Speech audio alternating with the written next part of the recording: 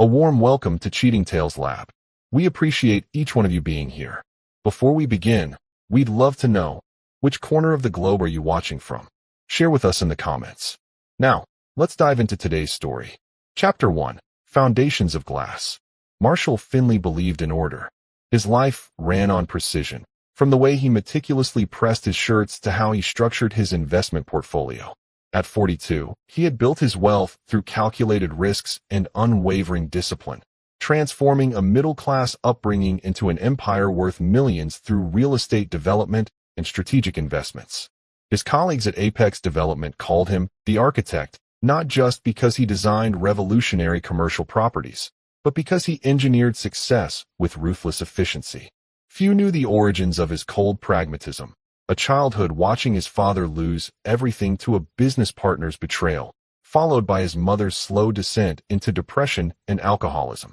"Trust is a currency I can't afford to spend carelessly," he often told his protégés. The only exception to his ironclad self-reliance was Nora Walsh, now Nora Finley, his wife of 8 years. She'd breached his defenses with her apparent authenticity, a gallery curator whose passion for discovering unknown artists matched his own drive for excellence. Where Marshall calculated, Nora created. Where he analyzed, she inspired. Their home in Lakeridge Heights displayed their complementary talents. His architectural vision manifested in clean lines and strategic spaces, populated by her artistic selections. A perfect partnership, many said. On this particular Tuesday in September, Marshall was reviewing blueprints for the Westlake Commercial Plaza when his assistant, Daphne, interrupted with an unusual call. "Mr. Finley, there's someone from Alpine Credit Union on line 1. They insist it's urgent, something about a mortgage payment." Marshall frowned. Their home was paid for. His investment properties were managed through his business accounts at National Commerce Bank.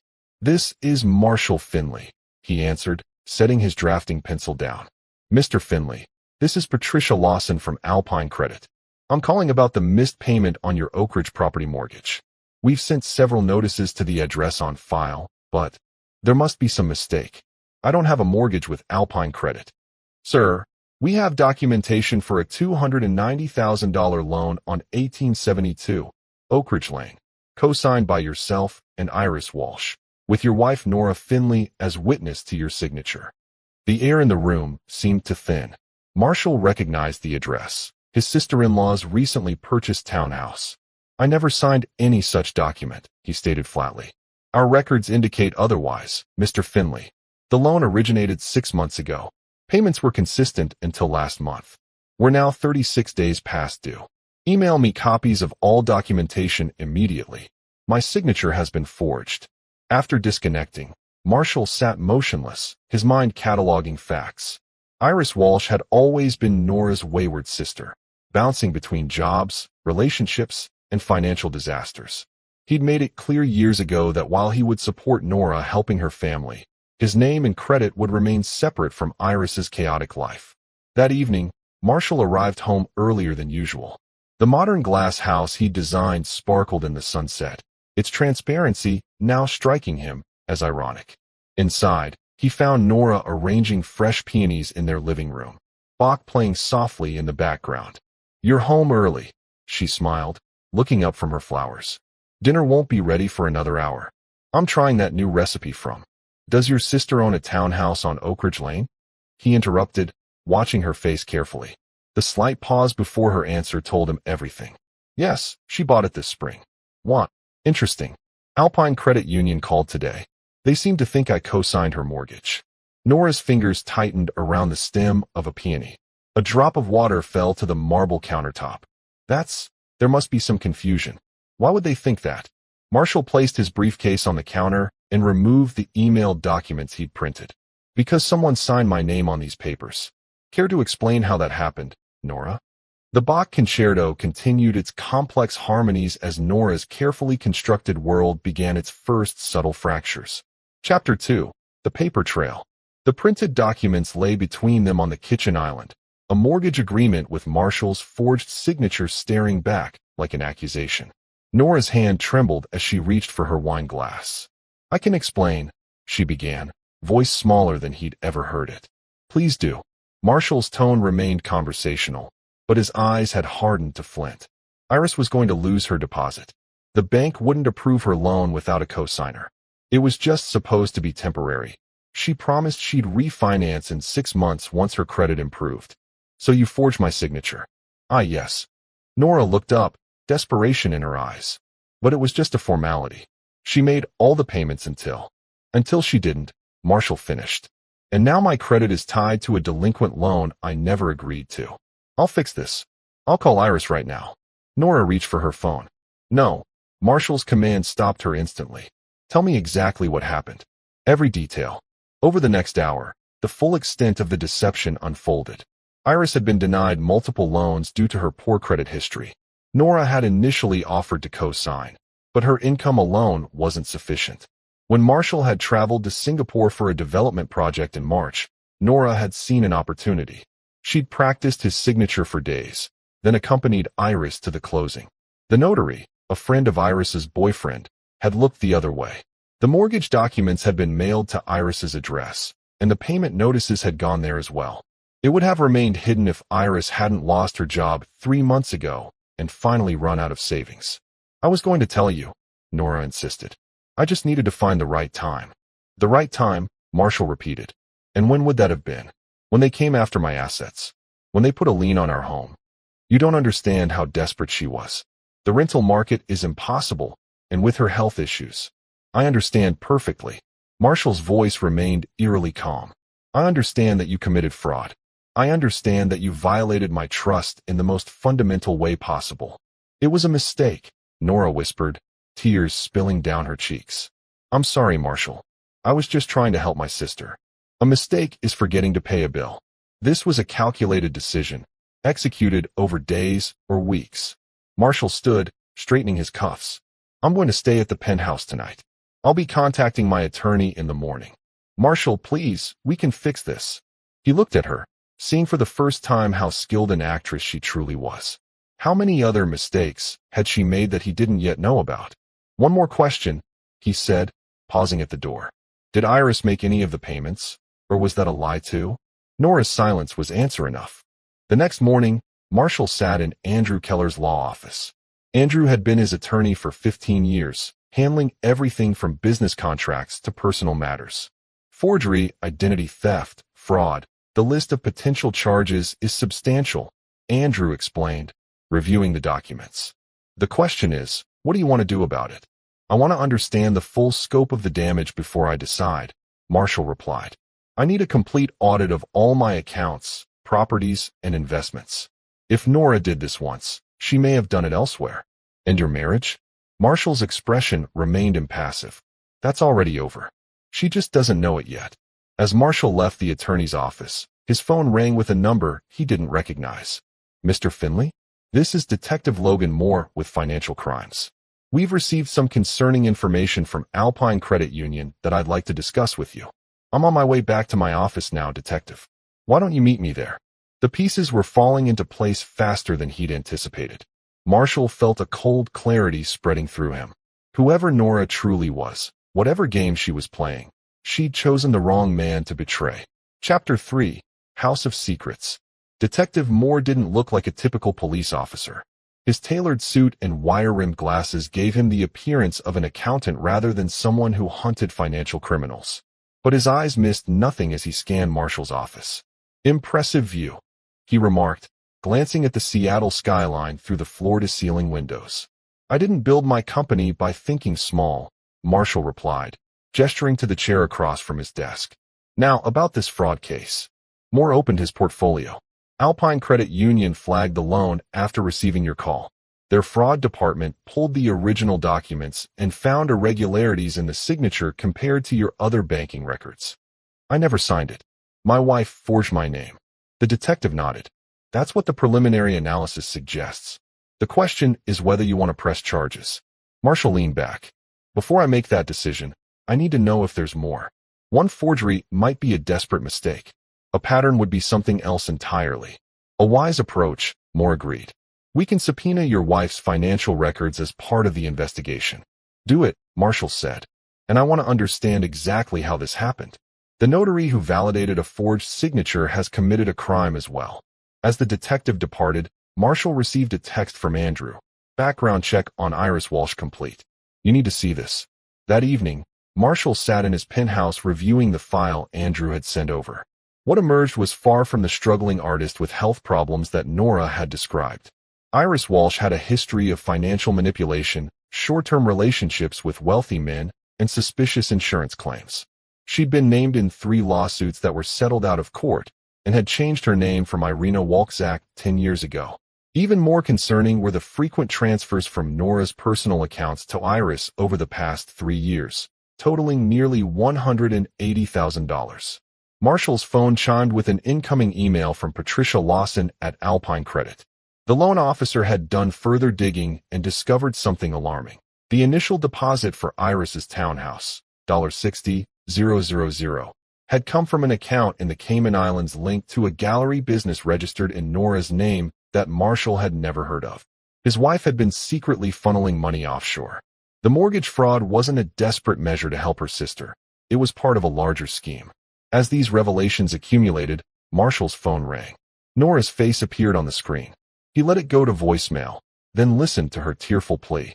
Marshall, please come home. I know you're angry, but there's so much I need to explain. Iris is in trouble, serious trouble, and I was just trying to protect her.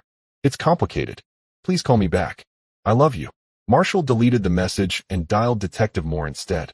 I need you to expand the investigation, he said without preamble. I've found evidence of suspicious transfers and offshore accounts. After ending the call, Marshall heard a knock at his door. He wasn't expecting anyone. Through the security camera, he saw Andrew Keller standing in the hallway, looking uncharacteristically troubled. I found something else, Andrew said once inside, pulling out his tablet. I didn't want to send this electronically. He pulled up a series of photographs. The first showed Nora entering an upscale hotel in downtown Seattle. The second captured her in an intimate embrace with a man Marshall recognized immediately, Bennett Cox, one of his major investment partners. These were taken by a PI working on another case, Andrew explained. He recognized Nora from our firm's holiday party last year and thought you should know. Marshall studied the images, his expression unchanging while his mind processed this new betrayal. Bennett Cox had invested in 3 of Marshall's development projects. They had shared meals, meetings, and business strategies, all while Cox was sleeping with his wife. How long? Marshall asked. The timestamps go back at least 6 months. There are hotel records going back further. So the forgery, the offshore accounts, and the affair all overlapped. This wasn't random desperation. This was coordinated betrayal. Thank you, Andrew. I'll need complete surveillance on both of them. And I want detailed background on Cox, everything from his business dealings to his dry cleaning bills. After Andrew left, Marshall poured himself 2 fingers of scotch and walked to the window. The city lights below sparkled like the fragmented pieces of his marriage. But unlike Nora, he wouldn't react emotionally. He wouldn't confront her in rage or hurt. Marshall Finley would do what he did best: architect a solution, design a response, build a reckoning. His phone chimed with a text from an unknown number. She's not who you think she is. Neither is her sister. If you want the whole truth, meet me tomorrow. 10 a.m. Westlake Park. I'll find you. Marshall took a slow sip of his scotch, feeling the familiar cold precision settling into his bones. Whatever game Nora and her co-conspirators were playing, they were about to learn a painful lesson about choosing the right opponent. Chapter 4. The Informant. Westlake Park bustled with the usual morning crowd. Office workers clutching coffee cups, tourists consulting maps, street vendors setting up stands. Marshall chose a bench with clear sight lines in all directions, positioned himself with his back to a concrete planter, and waited. At precisely 10 a.m., a woman in her mid-30s with auburn hair and a medical resident's scrubs sat down beside him. Without looking his way, she spoke quietly. Don't react to me. We're just 2 strangers sharing a bench. Marshall kept his gaze forward. You have information about my wife, and her sister, and Bennett Cox. She placed a manila envelope between them on the bench. My name is Teresa Lyon. I was Cox's executive assistant until 3 months ago.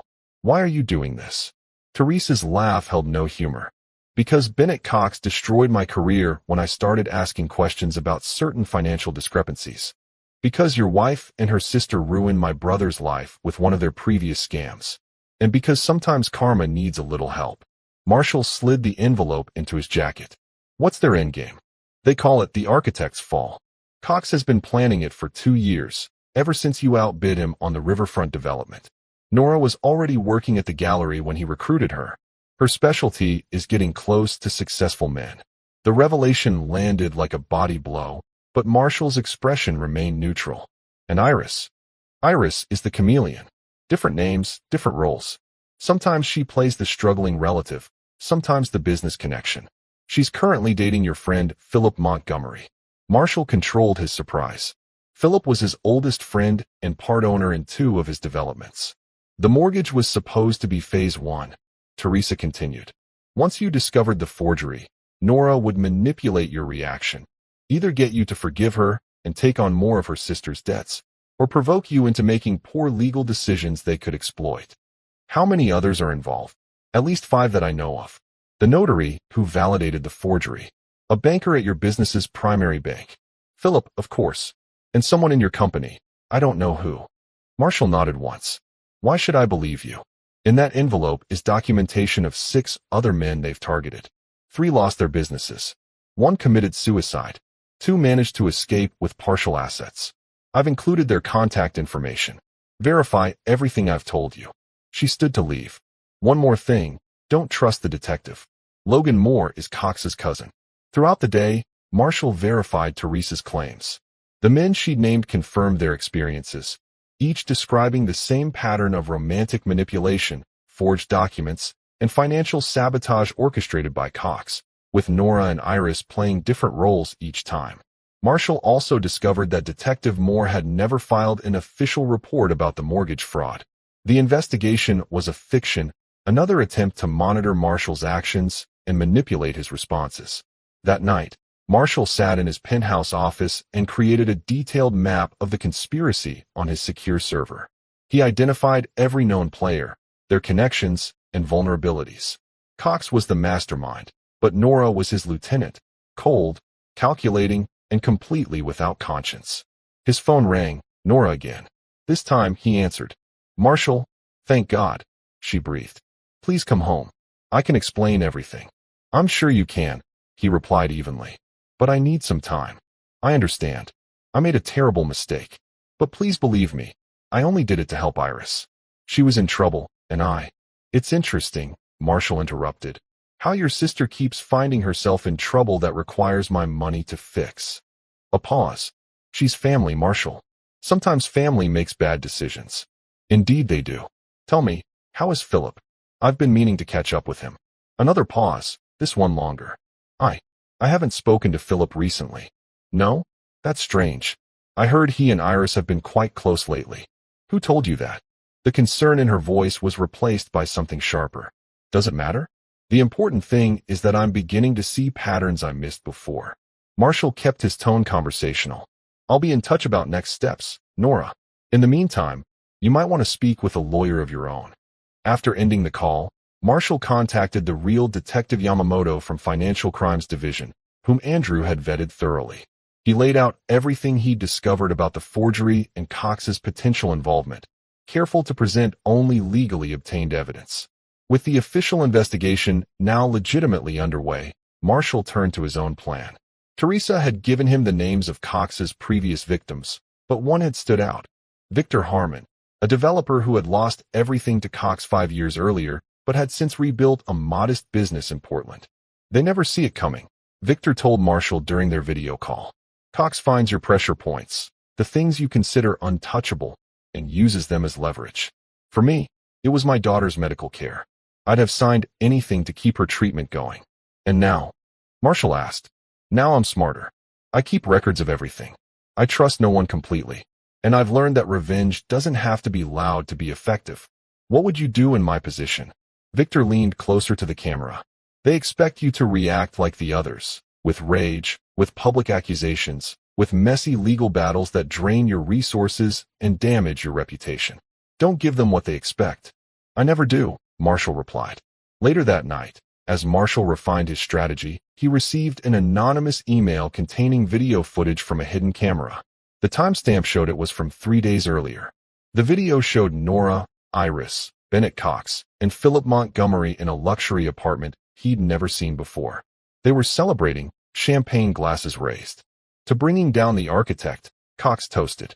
In 2 months, we'll own his portfolio, and he'll be lucky to afford a studio apartment.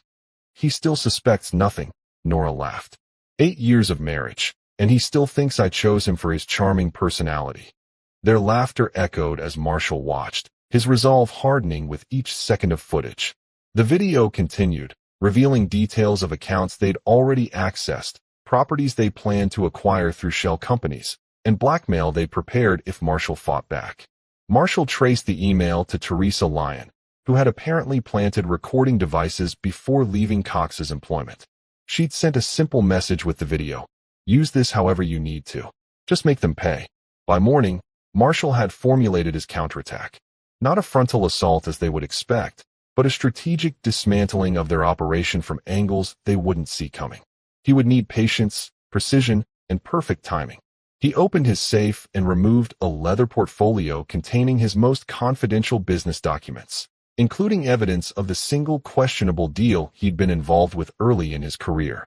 It had haunted him for years as his only ethical compromise, but now it might prove useful. Marshall picked up his phone and dialed a number he'd hoped never to use. Sebastian, he said when the line connected. It's Marshall Finley. I believe I'm ready to repay that favor I owe you. Chapter 5. The Blueprint of Vengeance. Sebastian Drake operated in the shadows of Seattle's business world. Not quite legitimate, not entirely criminal. He specialized in information and strategic problem-solving for a select clientele. His office, hidden above a jazz club in Pioneer Square, looked more like a library than a place where fortunes were manipulated. 15 years, Sebastian mused, studying Marshall across his antique desk. I was beginning to think you'd never call in our arrangement.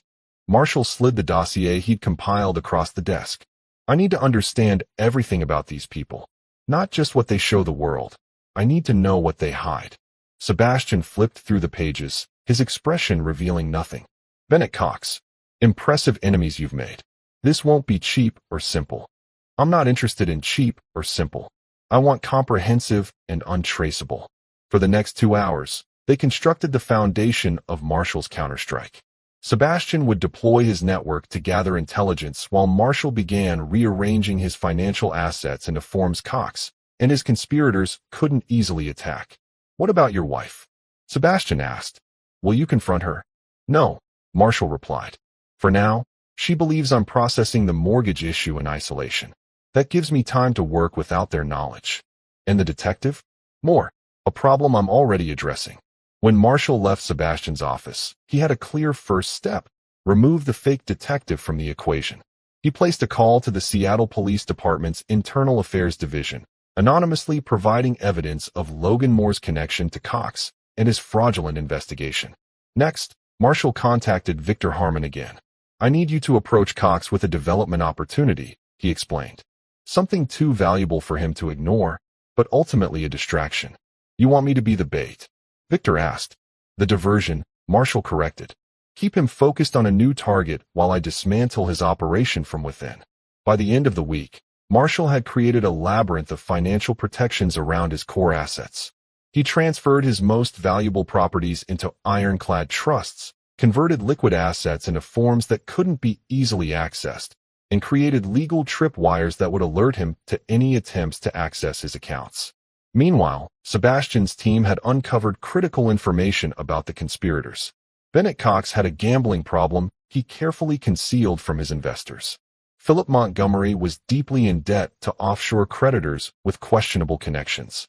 The notary who had validated the forged mortgage was working under a false identity.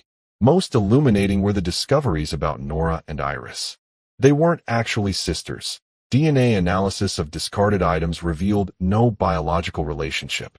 Their history together began only 12 years ago, and both had extensive criminal records under various names.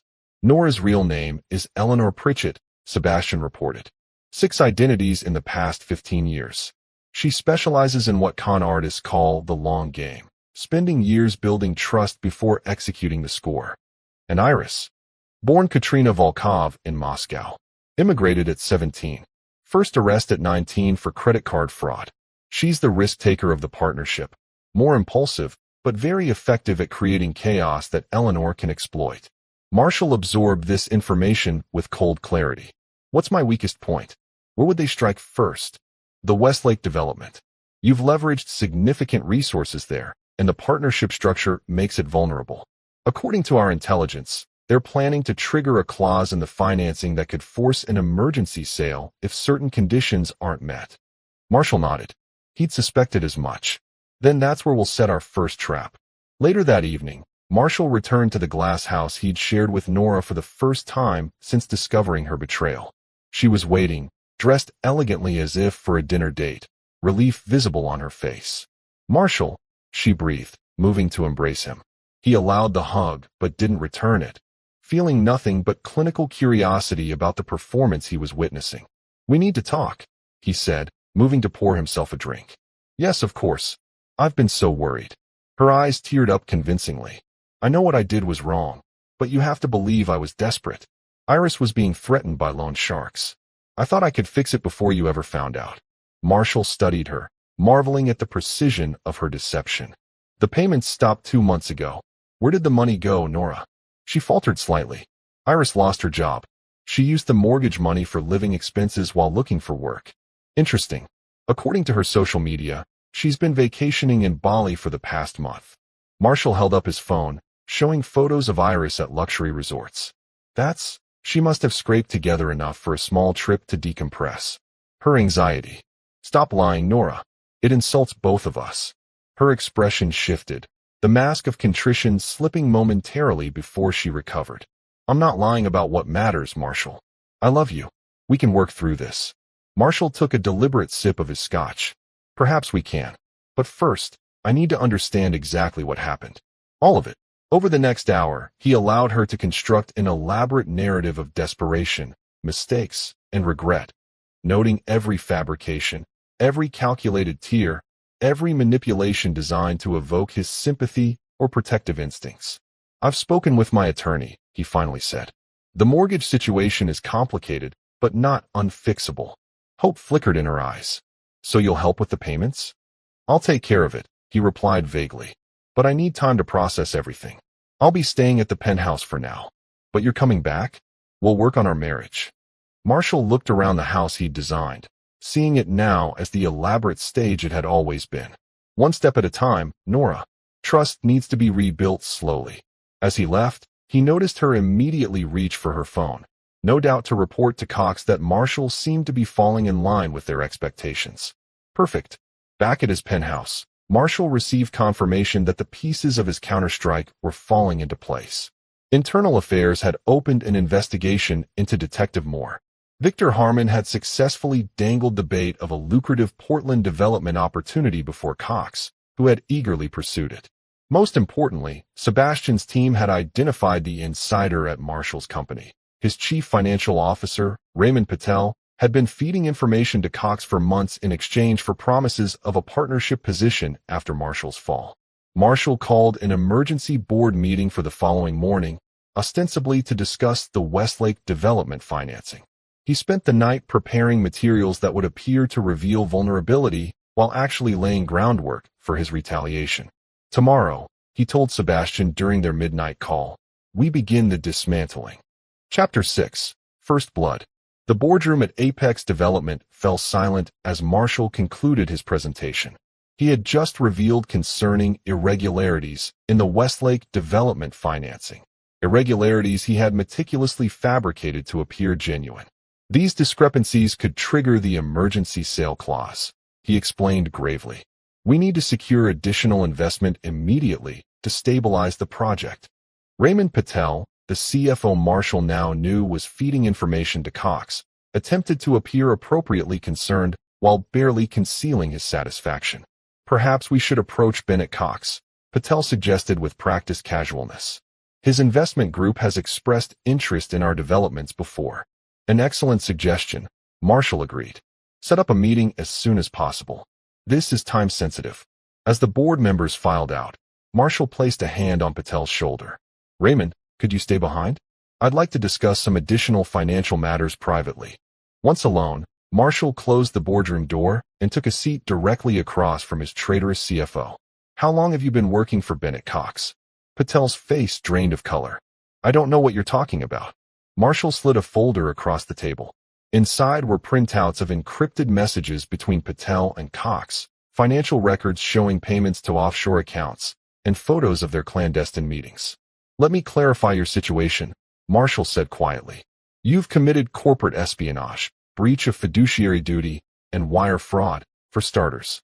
The federal penalties would ensure you never work in finance again, assuming you avoid prison. Patel's hands trembled as he closed the folder. What do you want? Your complete cooperation. You'll continue communicating with Cox, but the information you provide will come from me. You'll record every conversation, forward every message, and report every detail of his operation. And if I refuse? Marshall smiled thinly. Then at tomorrow's emergency board meeting, these documents will be distributed to every member before the federal agents waiting outside enter the room. By that evening, Patel had provided Marshall with complete access to his communications with Cox.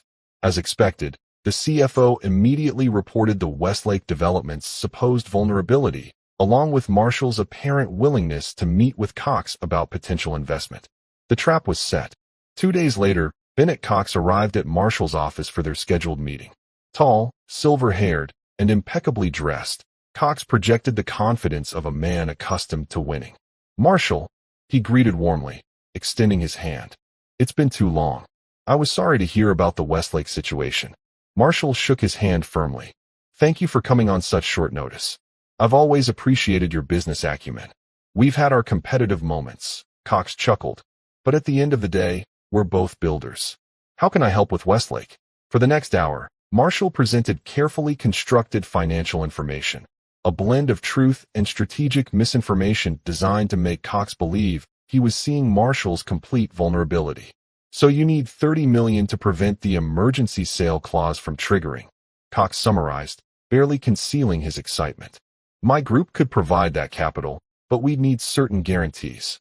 Of course, Marshall agreed. I've prepared a preliminary term sheet.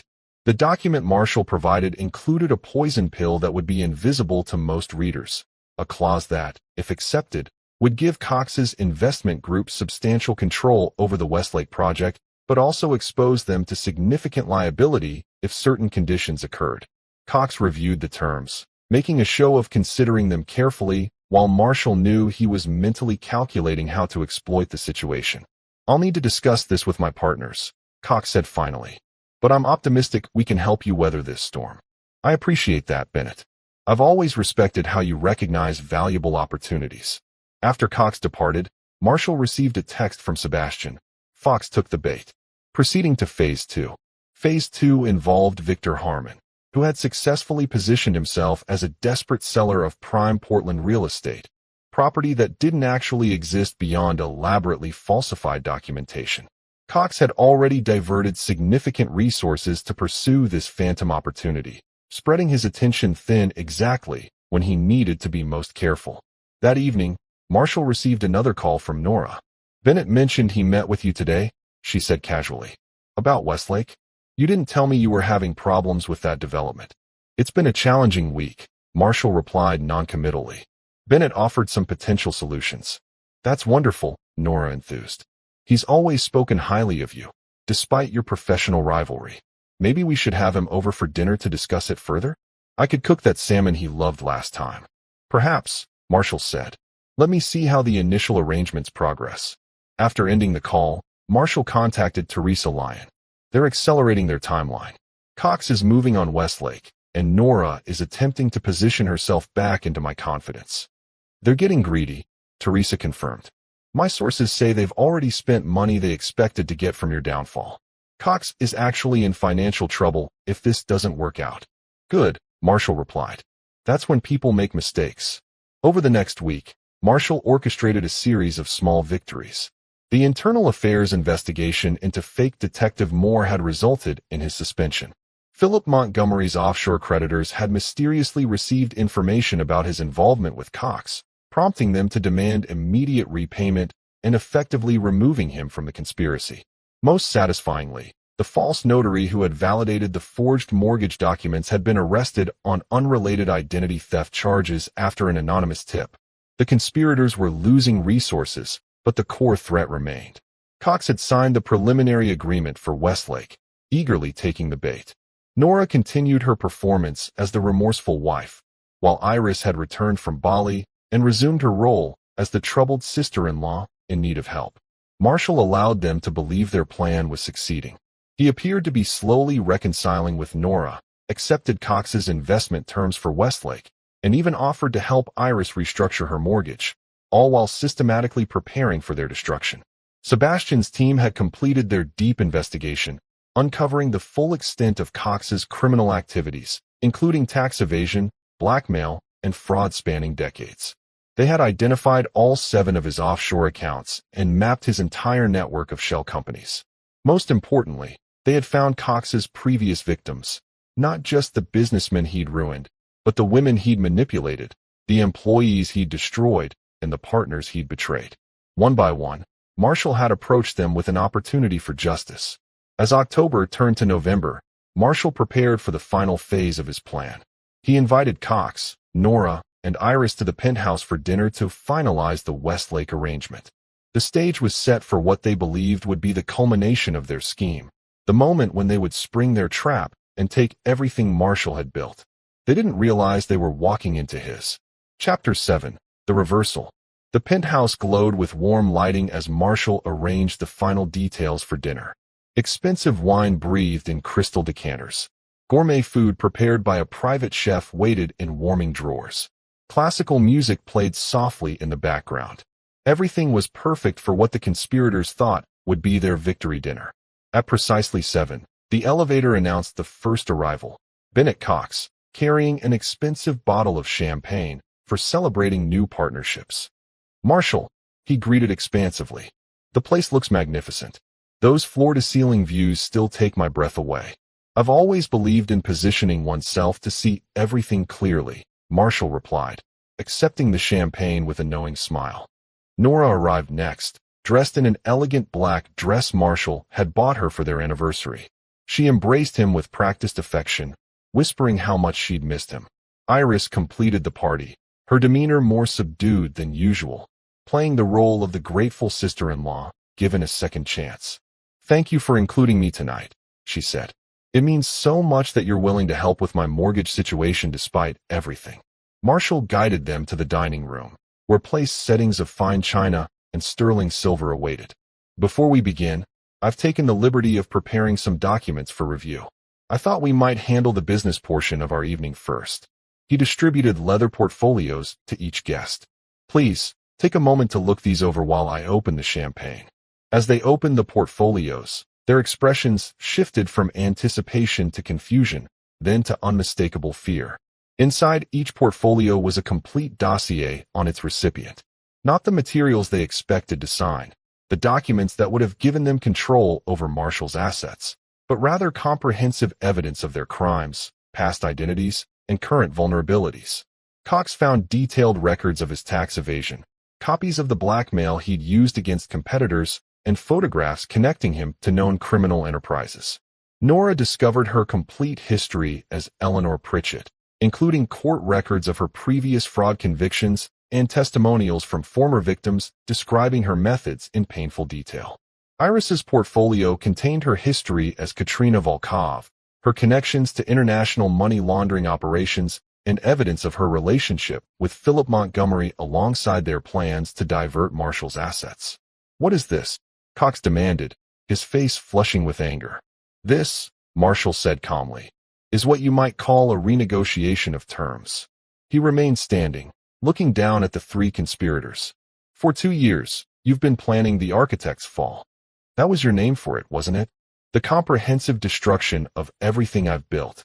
Nora attempted to recover. "Marshall, whatever you think is happening. Stop." His voice cut through her words like a blade. "Eleanor Pritchett, born in Cleveland, first arrested for fraud at 19. Or should I call you Lisa Matthews? Or Jennifer Pierce? You've had so many names, it's hard to keep track." He turned to Iris. "And Katrina Volkov. Not actually Eleanor's sister, not even remotely related. Just partners in an elaborate con game spanning more than a decade." Finally, he faced Cox. "As for you, Bennett, I've always known you were unscrupulous. I just never realized how truly desperate you've become. Gambling debts to the Moretti family? That seems unwise for a man in your position." The room fell silent except for the classical music still playing softly in the background. "What do you want?" Cox finally asked, his confident facade crumbling. Marshall smiled. "I'm so glad you asked." He activated a wall screen that displayed a complex diagram of interconnected companies, properties, and financial instruments. "This represents the current state of your collective assets," Marshall explained. "And this," he pressed a button on a remote, changing the display, "is what your financial landscape will look like by midnight unless you agree to my terms." The new diagram showed a devastated network, frozen accounts, foreclosed properties, and bankruptcy proceedings. "You're bluffing," Cox said, but his voice lacked conviction. "Am I?" Marshall picked up his phone and dialed a number on speaker. "Sebastian, are we prepared to execute at midnight?"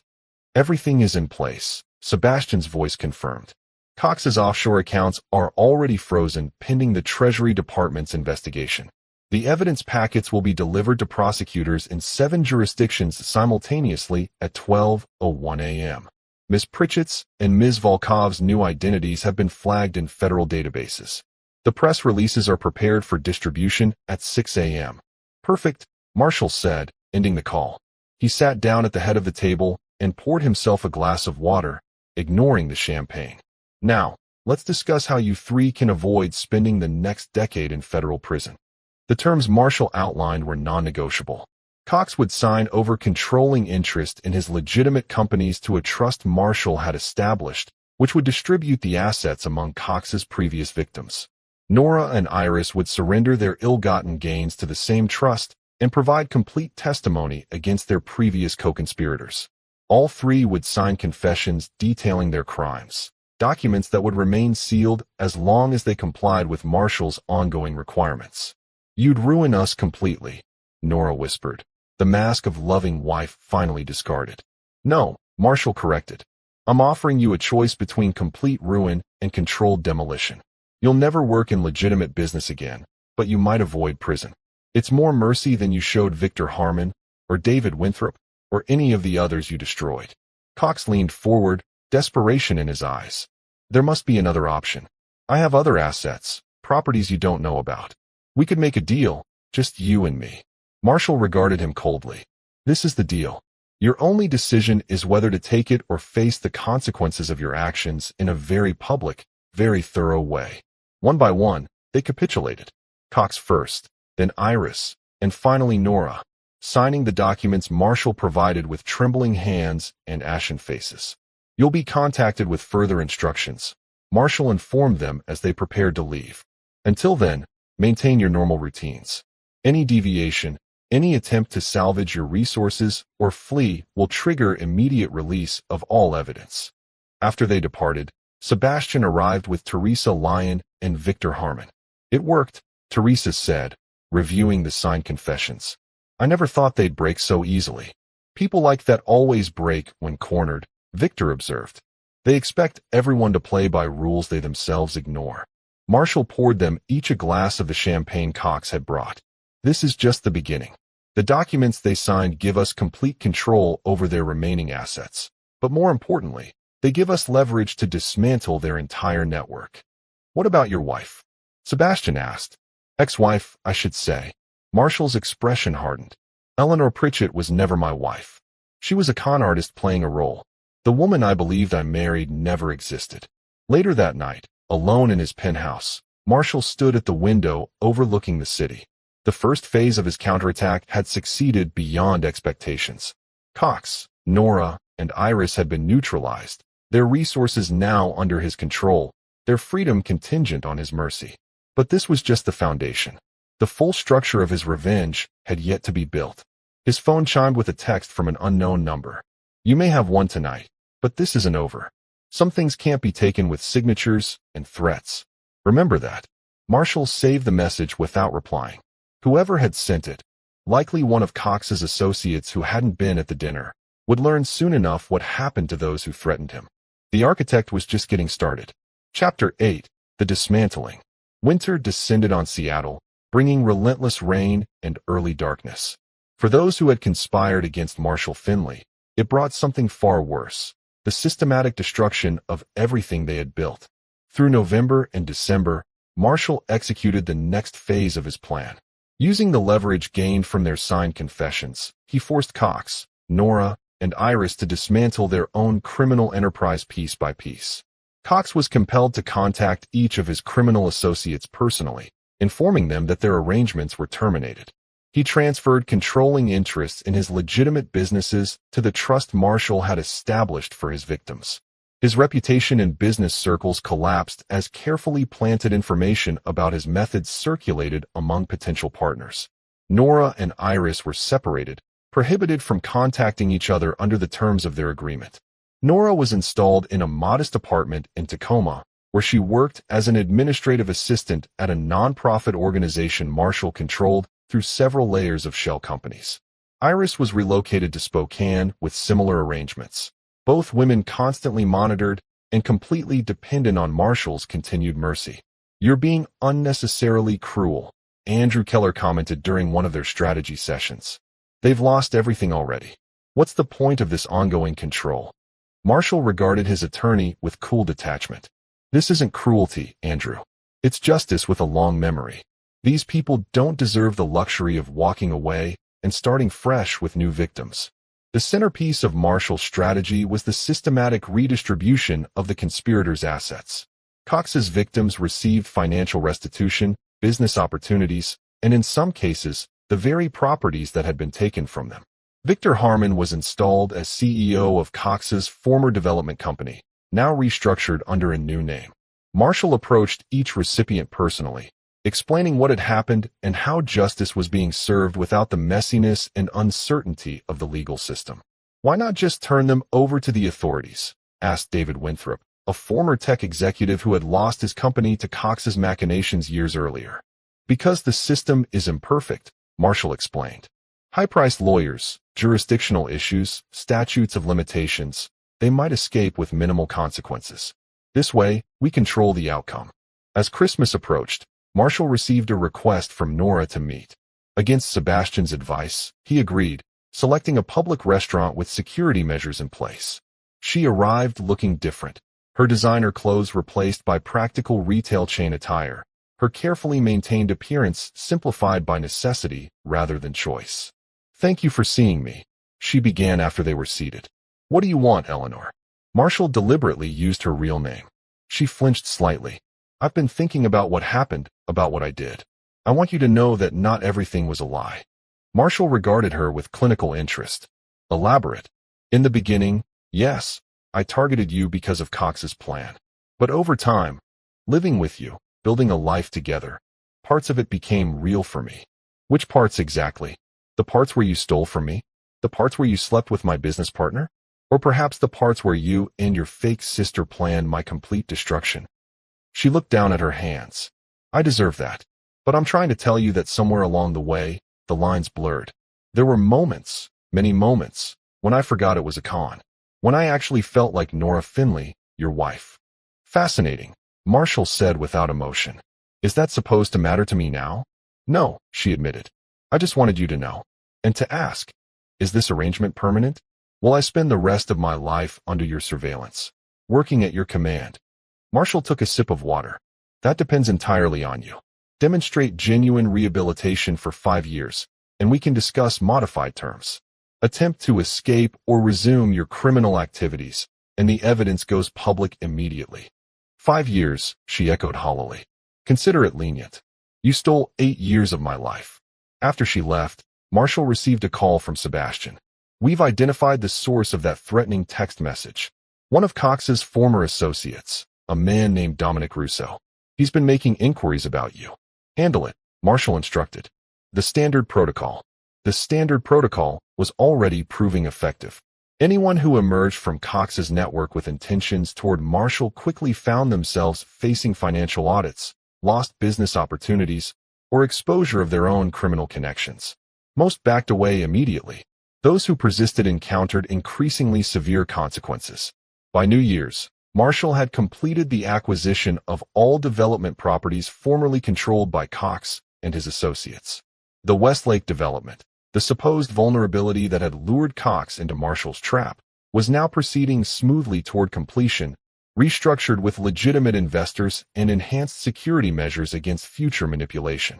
Teresa Lyon had been installed as Marshall's new chief financial officer, replacing the disgraced Raymond Patel, who now worked as a night auditor at a budget hotel in Boise. Another life controlled by Marshall's invisible hand. "You've accomplished everything you set out to do," Sebastian observed during their year-end meeting. "Cox is finished. Your wife and her accomplice are neutralized. Your assets are secure and even expanded. Most men would consider the matter closed." Marshall gazed out at the Seattle skyline, glittering with holiday lights. "Most men lack vision, Sebastian. This was never about recovery or even punishment. It's about reconstruction. What more is there to rebuild?" Marshall turned, his expression resolute. "The system that allowed this to happen. Cox and his conspirators exploited weaknesses in financial regulations, legal protections, and human trust. I'm going to ensure those vulnerabilities are eliminated." Throughout January, Marshall expanded his focus. He established a foundation dedicated to education about financial fraud prevention. He funded a specialized legal aid organization for victims of complex financial crimes.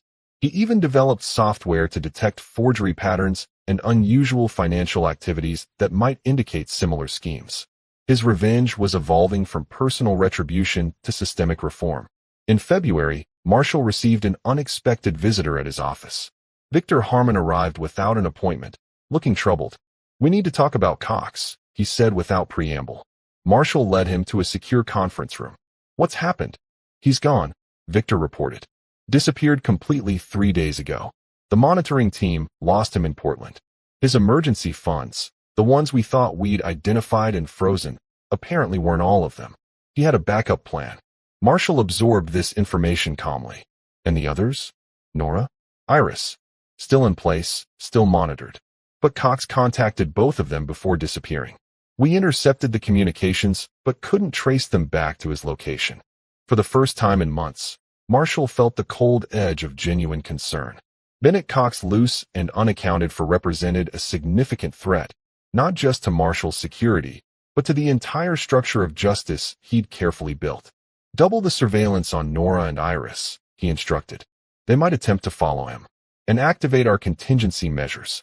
Cox may have escaped, but he's left his co-conspirators behind.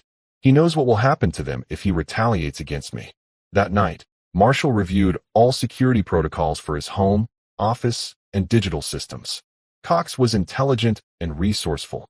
Even without his former resources, he remained dangerous. As February turned to March with no sign of Cox, Marshall began to hope the man had simply fled to rebuild elsewhere. That hope was shattered when Sebastian called with alarming news. "We found him," Sebastian reported. "He's in Seattle, and he's not alone." According to Sebastian's sources, Cox had returned with a team of 3 men, professionals with military backgrounds and questionable legal histories. They had been observed surveilling Marshall's penthouse and office. "They're planning something," Sebastian warned. "My sources say they've acquired weapons and specialized equipment." Marshall immediately implemented enhanced security measures, additional guards, varied routes between locations, comprehensive scanning for surveillance devices. He also accelerated the timetable for the final phase of his revenge against Cox. "Release the federal evidence," he instructed Sebastian. "All of it. Every jurisdiction, every agency. I want Cox's face on every law enforcement database by morning." By dawn, Bennett Cox had become one of the most wanted men in the Pacific Northwest. His photograph appeared on news broadcasts, and a substantial reward was offered for information leading to his arrest. Cut off from hiding places and forced into the open, Cox made his move 3 days later. Marshall was working late at his office when the power suddenly failed, emergency generators failing to activate. Security systems went offline simultaneously, a coordinated, professional attack. Instead of panicking, Marshall calmly opened his desk drawer and removed a handgun. He then activated a hidden panic button that would alert Sebastian and an independent security team. The office door opened quietly, and a figure entered, not Cox, but one of his hired operatives. Before the man could locate Marshall in the darkened room, Marshall spoke. "I've been expecting you, though I thought Cox would have the courage to come himself." The intruder raised his weapon, But before he could fire, the large windows behind Marshall's desk shattered as a tactical team rappelled into the office. The intruder was subdued within seconds. Perfect timing, Marshall commented as Sebastian entered with the security team. We've been monitoring Cox's team for days, Sebastian explained. The other two operatives have been intercepted.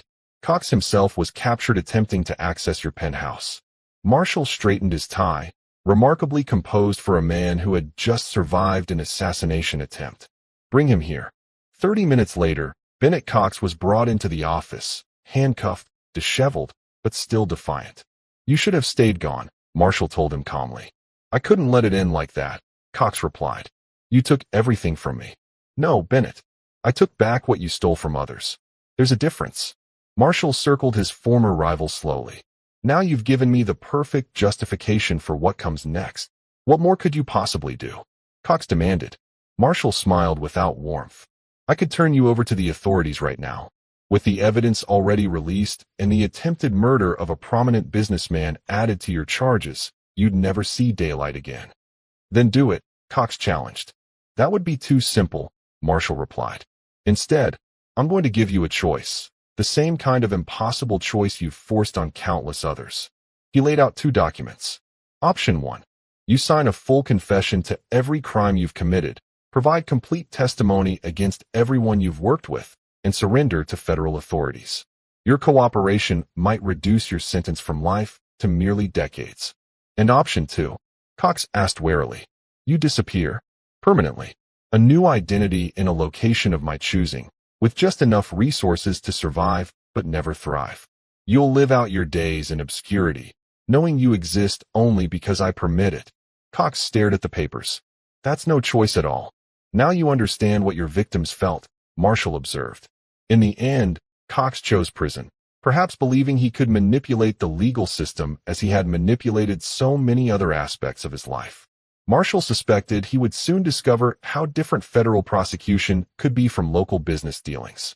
As Cox was led away by federal agents, Marshall felt no satisfaction, no triumph, no closure. He felt only the cold certainty that justice had been served as best it could be within an imperfect system. The architect's revenge was complete, but the reconstruction had only just begun. Chapter 9. The Reconstruction. 1 year after the fateful call from Alpine Credit Union, Marshall Finley stood at the window of his new office in downtown Seattle. The Finley Tower rose 40 stories above the city, a monument not to his wealth or power, but to his transformed vision of business and justice. The past 12 months had reshaped every aspect of his life and work. Bennett Cox was serving a 20-year federal sentence after prosecutors had leveraged Marshall's evidence into dozens of charges across multiple jurisdictions.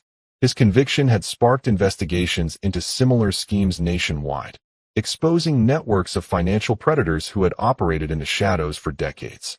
Nora, or Eleanor, remained under Marshall's supervised rehabilitation program, working now as an advisor to the Fraud Prevention Foundation he had established.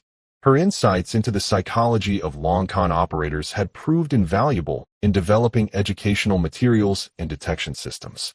She would never be free of monitoring, never trusted completely, but her skills had been redirected toward restitution rather than harm. Iris, Katrina, had attempted to flee 6 months earlier, breaking the terms of her agreement. As promised, Marshall had released the evidence against her, resulting in a 12-year sentence for fraud, identity theft, and conspiracy. He had visited her once in prison, not out of cruelty or gloating, but to ensure she understood the consequences of choices had been real and fair. You could have rebuilt a legitimate life, he had told her. That opportunity was genuine. Some people can't change, she had replied without remorse. Perhaps, Marshall had acknowledged, but the systems that enable them can. That philosophy had become the cornerstone of Marshall's new enterprises. The Finley Foundation for Financial Protection had grown from a small educational initiative into a powerful advocacy organization with branches in 12 cities. Its legal aid division had helped hundreds of fraud victims recover losses and navigate complex financial crimes. Teresa Lyon now directed the foundation's research department, developing technologies to identify and prevent sophisticated fraud schemes. Victor Harmon led a division focused on reforming business practices and regulatory frameworks to eliminate the vulnerabilities Cox and others had exploited. Sebastian Drake had transitioned from shadow operative to security consultant, bringing his unique expertise to corporate clients seeking protection from similar conspiracies. His network of former victims turned advocates had become a formidable force for accountability in business and finance. Marshall himself had evolved as well. The cold precision that had made him vulnerable to Nora's deception remained, but it was now tempered with a broader perspective. He still approached business with disciplined strategy, but his purpose had expanded beyond personal success to systemic improvement.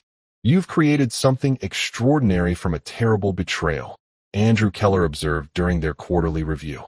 "Most people would have simply walked away once their revenge was complete." "Walking away solves nothing," Marshall replied.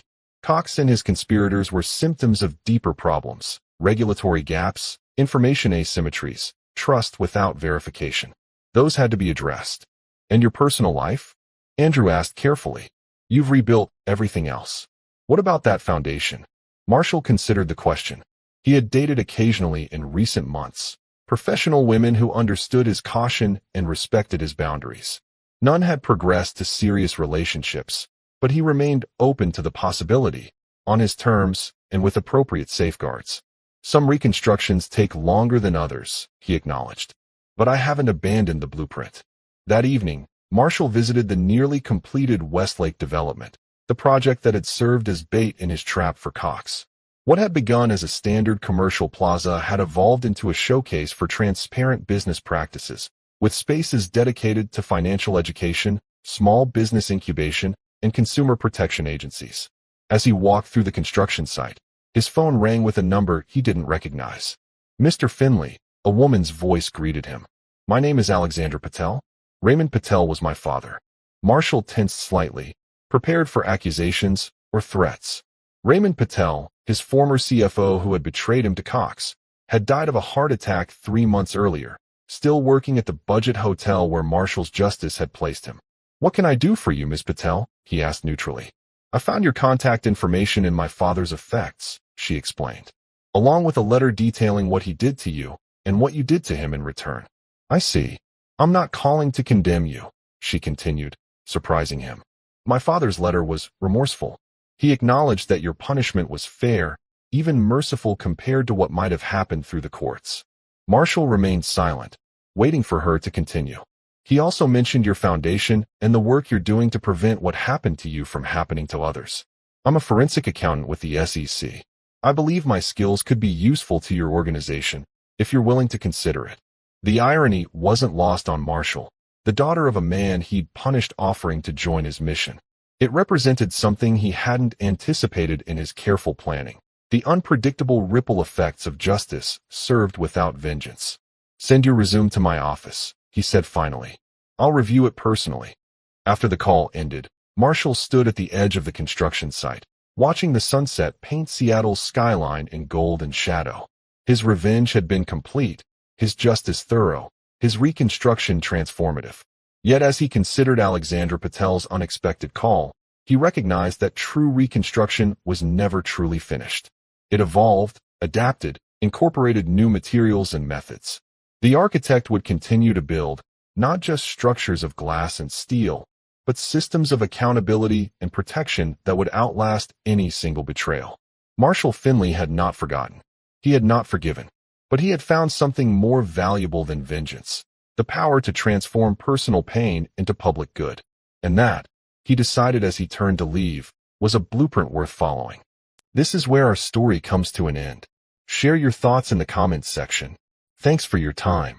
If you enjoy this story, please subscribe to this channel. Click on the video you see on the screen, and I will see you there.